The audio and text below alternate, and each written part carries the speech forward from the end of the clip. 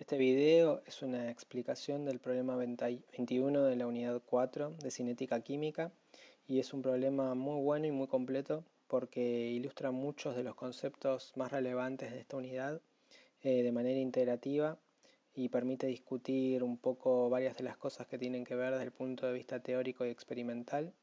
Así que vamos a empezar por el enunciado. El enunciado dice que una joven científica está interesada en la síntesis del bromuro de nitrosilo, que está acá. Y nos dan cuál es la reacción para la obtención del bromuro de nitrosilo, en la cual participa óxido nítrico, bromo, para dar bromuro de nitrosilo. Nos dicen que experimentalmente se determinó la ley de velocidad, esta investigadora la determinó y encontró una forma de la ley de velocidad que dice que la misma depende de una constante, de óxido nítrico con un orden de reacción 2 y de bromo con un orden de reacción 1. Para entender mejor esta reacción, la científica propone el siguiente mecanismo. Y lo que ella propone es un mecanismo de reacción de dos pasos elementales, en el cual el primer paso es un paso reversible con una constante 1 y una constante menos 1, que es la constante de vuelta, para formar esta especie, seguida de un paso lento, en la cual esta especie reacciona nuevamente con óxido nítrico para terminar dando el producto. Antes de avanzar, me gustaría hacer hincapié en lo siguiente, que es que esta ley de velocidad es una ley que se determina experimentalmente y que luego la científica propone un mecanismo. Lo importante, y después lo vamos a poder ilustrar bien, es que a partir de los mecanismos también se pueden obtener leyes. Y ambas leyes deberían ser compatibles porque la ley experimental es una forma de acceder a lo que está ocurriendo en términos de la cinética de la reacción desde lo macroscópico, desde el experimento. Y los pasos elementales y los mecanismos son una descripción microscópica, porque cada vez que armamos un mecanismo de reacción, estamos suponiendo que está ocurriendo en términos de choques de las moléculas que participan. Y lo importante es que ya sea que vayamos desde la versión más macroscópica o de la microscópica, ambas deben encontrarse y ser consistentes entre sí. Eso es lo último que vamos a ver, pero es probablemente una de las cosas más interesantes para ilustrar desde el punto de vista de la cinética química. También vamos a ver que esta constante, que es una constante experimental, vamos a poder ver que dentro de la misma se encuentra parte del detalle molecular microscópico al cual solo podemos acceder a través de la descripción de los mecanismos de reacción. Pasemos a la primera pregunta, que es bastante sencilla y es algo importante para tener en claro para todos los problemas de cinética química. Nos dice que identifiquemos los reactivos, los productos y los intermediarios de la reacción. Lo primero que hay que tener claro para esto es que cuando uno tiene una reacción global balanceada, nunca, jamás va a encontrar a los intermediarios y solo va a encontrar a los reactivos y los productos. Acá lo único que hice fue volver a copiar la reacción como está planteada en el enunciado y perfectamente podemos ver que óxido nítrico y bromo son los reactivos y este es el producto y nunca voy a encontrar en una reacción global balanceada intermediario. Y esto también sirve como consejo, que si por algún motivo ustedes tienen que plantear un mecanismo de reacción en algún ejercicio y ven que en la reacción global a la que ustedes llegan, este no es el caso, esta es la que da el enunciado, pero si ustedes llegan a una ley de velocidad en la cual ven que hay intermediario, ya saben que está mal y que tienen que ir hacia atrás. Ahora, para poder plantear quiénes son los intermediarios, tenemos que ir a los mecanismos de reacción y los diversos pasos elementales. ¿Por qué? Porque justamente los intermediarios son especies que se generan y se consumen de manera tal que no aparecen nunca al principio, porque eso los convertiría en un reactivo, ni en el final, porque eso los convertiría en un producto. Acá podemos ver en verde los reactivos en todos los pasos elementales y en azul a los productos. Esta especie, que aparece, es generada en el primer paso y es consumida en el segundo paso, por lo tanto no queda rastro una vez completada la reacción, justamente es un intermediario de la reacción. Nuevamente, identificamos los reactivos, identificamos los productos e identificamos al intermediario. Recuerden la estrategia, intermediario, no aparece el principio, no aparece el final, es una especie que aparece y se consume. Esto probablemente sea una de las cosas más interesantes del problema porque es realmente muy integrativo.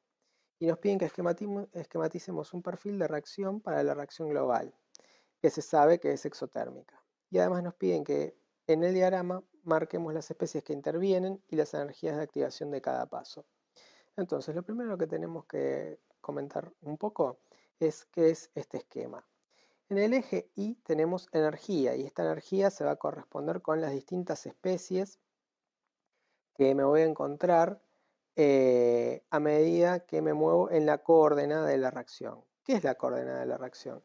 La coordenada de reacción es una coordenada generalizada, es una simplificación en la cual en realidad lo que está participando acá son todas las distorsiones que sufren los enlaces, ya sea en distancias y en ángulos, que van describiendo de alguna manera los cambios que sufren las moléculas a medida que van reaccionando.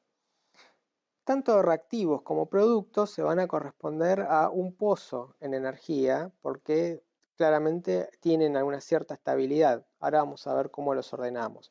Pero a medida que los reactivos van reaccionando, eso implica que de alguna manera esos enlaces se van tensionando de manera tal que la energía sí o sí va a tener que subir hasta llegar a un máximo, que es el estado de la transición, y a partir del estado de transición, que es la forma en la cual, digamos, todos los reactivos de cada paso elemental, o sea, todas las especies que están reaccionando en un paso elemental están acomodados de la manera que mayor tensión ejerce sobre las moléculas, eventualmente eso vuelve a caer para dar paso a algún producto o intermediario de reacción.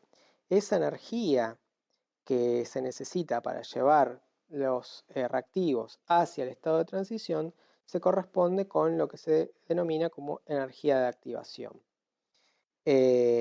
Una cosa importante es que esta reacción está planteada en términos de dos pasos elementales. Cada paso elemental tiene su energía de activación.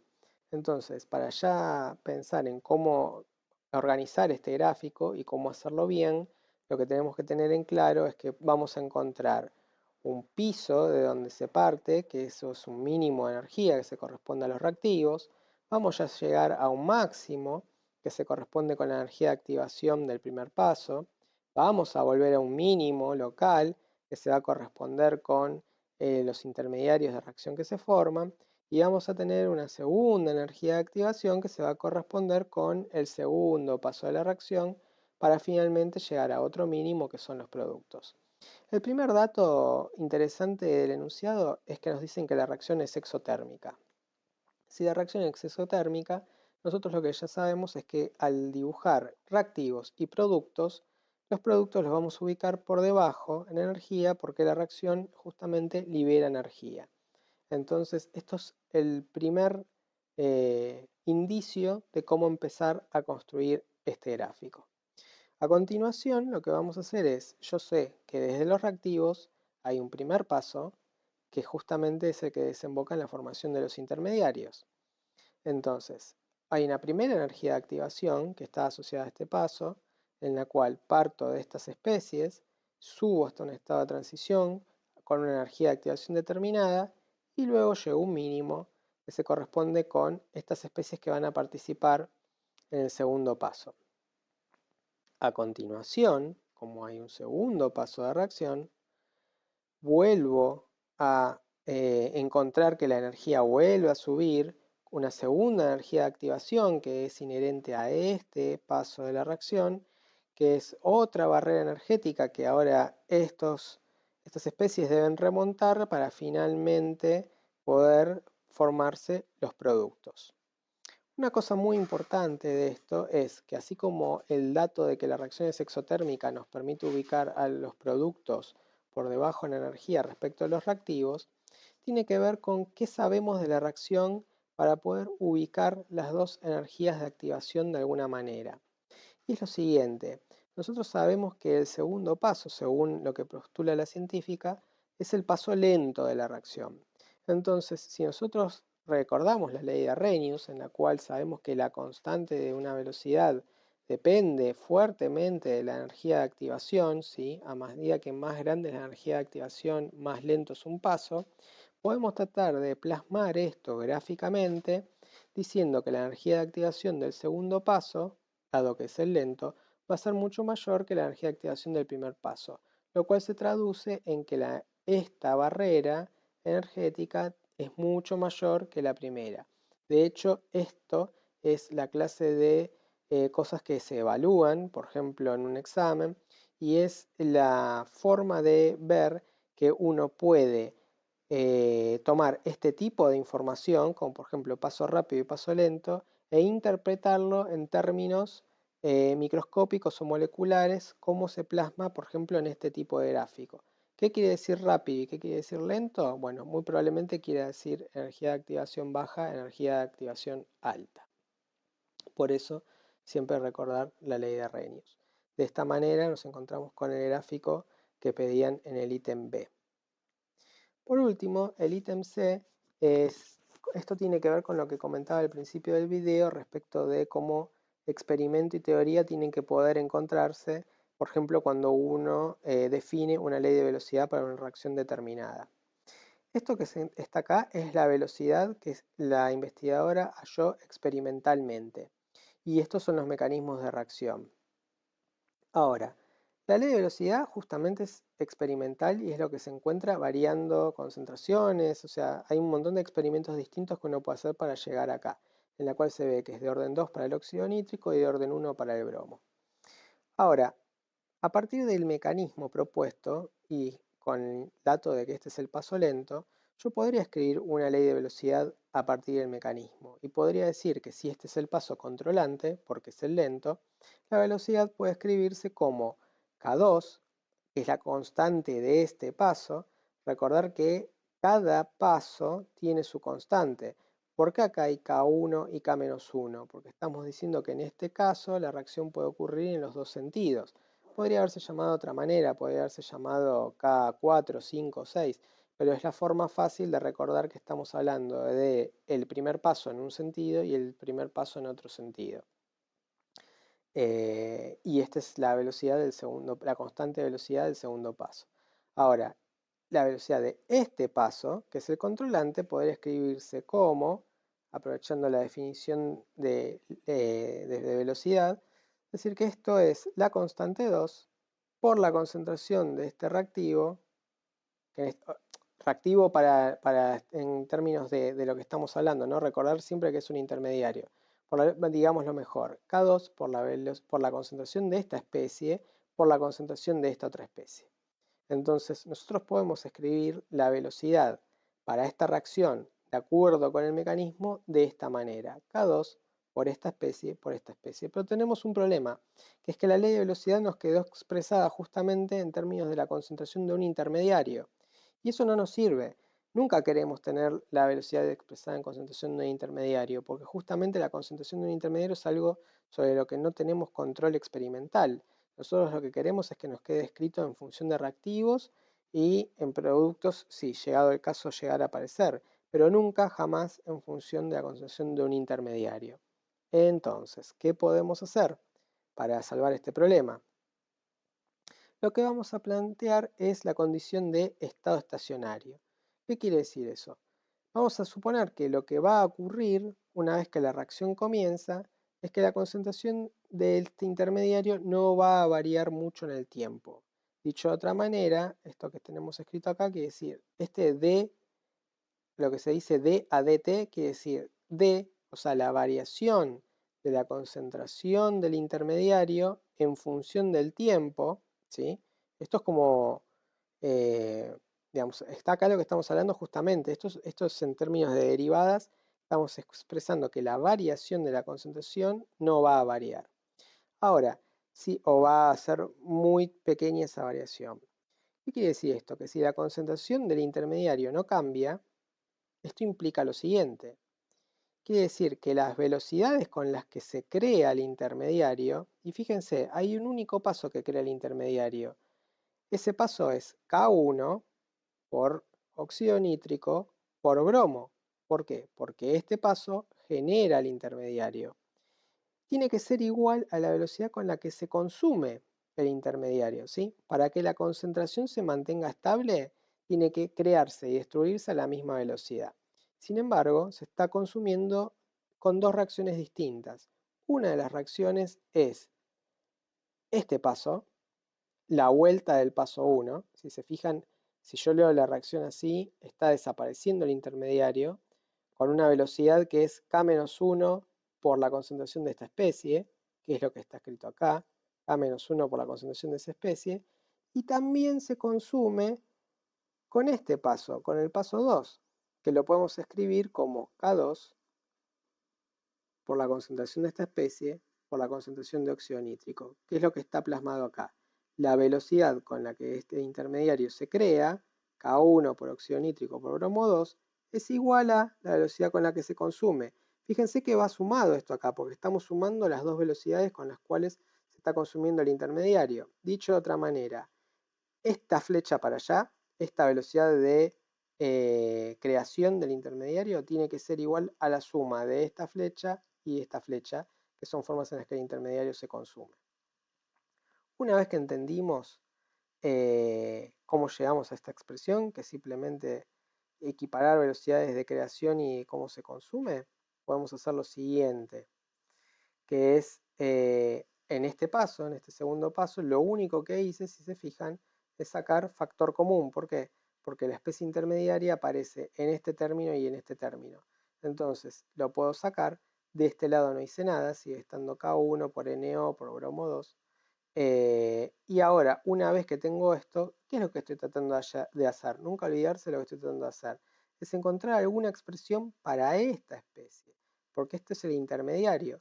Y lo que yo quisiera es poder expresar la concentración del intermediario en términos de otras variables sobre las cuales yo tenga control experimental o que yo pueda interpretar. Cuando yo despejo la concentración del intermediario, me encuentro con esta expresión. Y acá yo puedo hacer una cosa más, que es, si yo sé que este paso, o sea que K2 es lento, es el paso lento, muy posiblemente todo este término sea muy chico. Si este término es muy chico y está en una suma, recuerden que los desprecios se hacen siempre en sumas y restas, nunca multiplicaciones y divisiones. Si este término es chico, lo puedo despreciar. Con lo tanto, una vez que yo hago el desprecio, lo que termino obteniendo, si se fijan, la única diferencia entre esta expresión y esta expresión es que desapareció todo lo que está después del signo más, llego a que el intermediario, la concentración del intermediario, me queda expresada en términos de las concentraciones de los reactivos y constantes microscópicas de las leyes de velocidad, K1 y K-1. ¿Qué hago yo ahora con esto? Digamos, hasta ahora lo único que hice fue poder expresar la concentración del intermediario en algo un poco más lindo. Lo que puedo hacer justamente es reemplazarlo en la velocidad del paso 2, que es el paso lento, que es el paso controlante, que era la expresión que habíamos escrito antes.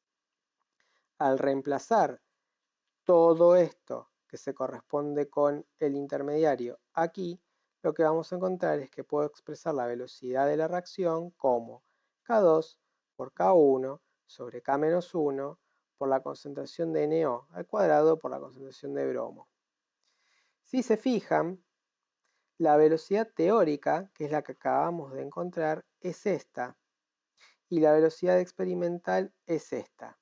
Entonces, la pregunta es consistente el mecanismo con la velocidad experimental? Y la respuesta es sí. Y justamente, si se fijan, las dos velocidades tienen la misma forma, la misma expresión, la misma molecularidad desde el punto de vista de los mecanismos, el mismo orden de reacción, es lo que diríamos, es de orden 2 con respecto al óxido nítrico, es de orden 1 con respecto al bromo, y la única diferencia, entre comillas, es que lo que experimentalmente nosotros llamamos K, esta K, es una K experimental, y justamente dentro de esta K experimental nosotros podemos plantear en mayor detalle qué es, y decir que justamente es esta conjunción de las distintas constantes microscópicas de los distintos pasos. Ahora, como está escrito acá, el mecanismo es consistente. ¿Pero por qué decimos consistente? Porque puede haber varios mecanismos que uno puede llegar a plantear que podemos tener leyes compatibles con la misma ley experimental. Eso quiere decir que no porque sea compatible es la ley, sino que no la podemos descartar. ¿Se entiende? No podemos descartarla porque es compatible. Eso no quiere decir que sí o sí sea el único mecanismo posible. Sin embargo, si funciona y después uno puede hacer otro tipo de experimentos, o sea, más allá de lo que plantea este problema puntualmente, uno puede seguir indagando de otras maneras respecto de para ver si se condice la ley experimental con un mecanismo determinado. Eso es todo lo que quería contarles respecto a este problema. Espero que les haya servido este video y muchas gracias por su atención.